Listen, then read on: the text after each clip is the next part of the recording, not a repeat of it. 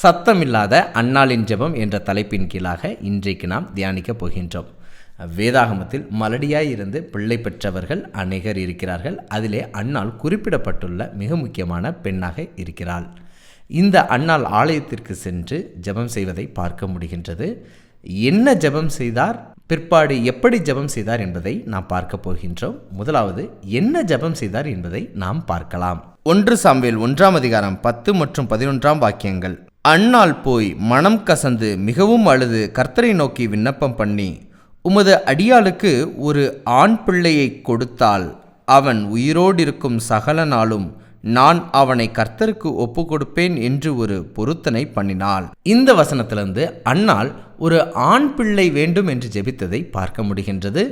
ஏன் அன்னாள் ஆண் பிள்ளை வேண்டும் என்று ஜெபித்தாள் என்று யோசிக்கிறீர்களா? ஒரு சிறிய பதிலை கூற ஆசைப்படுகின்றேன். இஸ்ரவேல் மக்களை ஆளுகை செய்வதற்கு சில தலைவர்களை ஆண்டவர் ஒவ்வொரு காலகட்டத்திலும் நியமித்திருந்தார். அவர்களைத்தான் நாம் நியாயாதிபதி என்று அழைப்போம். நியாயாதிபதி மட்டும் அல்ல, ஆசாரியர்களையும் ஆண்டவர் வழிநடத்துவதற்கென்று நியமித்திருந்தார். அப்படி நியமிக்கப்பட்ட ஒரு ஆசாரியன்தான் ஏலி. ஆனால் ஏலி வயதான நிலையில் இருக்கும்போது அவருடைய பிள்ளைகள் பிற்பாடு இஸ்ரவேல் மக்களை வழிநடத்தக்கூடிய இடத்திற்கு வர வேண்டும். ஆனால் ஏலியின் 2 குமாரர்களாகிய ஓப்னி மற்றும் பினகாஸ் ஆண்டவருக்கு பிரியமில்லாத வாழ்க்கை வாழ்ந்தார்கள். இஸ்ரவேல் மக்களை ஏலிக்கு பிற்பாடு யார் வழிநடத்தப் போகிறார்கள் என்ற கேள்விக்கு பதிலாகத்தான், எனக்கு ஒரு ஆண் பிள்ளையை கொடுத்தால் ஏலியின் பணியை தொடருவதற்கென்று ஆலயத்திற்கு ஒப்புக் கொடுக்கின்றேன் என்று அன்னாள் கேட்பதை பார்க்க முடிகின்றது. அதனால்தான் ஆண் பிள்ளை வேண்டும் என்றும் அந்த பிள்ளையை ஆலயத்திற்கே ஒப்புக் கொடுக்கிறேன் என்றும் அன்னாள் சொல்வதை பார்க்க முடிகின்றது. பிற்பாடு இந்த ஜெபத்தை எப்படி செய்தாள் என்பதை நாம் வாசிக்கின்றேன். 1 சாமுவேல் 1 அதிகாரம் 13 வாக்கியம். அன்னாள் தன் இருதயத்திலே பேசினாள், அவளுடைய உதடுகள் மாத்திரம் அசைந்தது, அவள் சத்தமோ கேட்கப்படவில்லை.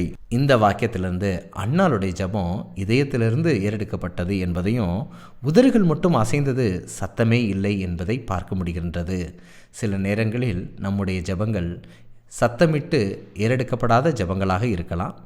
சக மனிதனுடைய காதுகளில் கேட்கப்படாத ஜெபங்களாக இருக்கலாம். சத்தமில்லாத ஜெபத்தையும் காது கொடுத்து கேட்கிறவராக பரலோகத்தின் தேவன் இருக்கிறார். நீங்களும் அன்னாளை போன்று சத்தமில்லாத ஜெபங்களை இதயத்திலிருந்து ஏறெடுக்கிறீர்களா? சத்தமில்லாத ஜெபத்தை கேட்டு சத்தியநாதர் பதில் தருவார். ஆக இப்படிப்பட்ட வேதாகம ஆச்சரியங்களை தெரிந்து கொள்ள எங்களுடைய சேனலை சப்ஸ்கிரைப் பண்ணுங்க.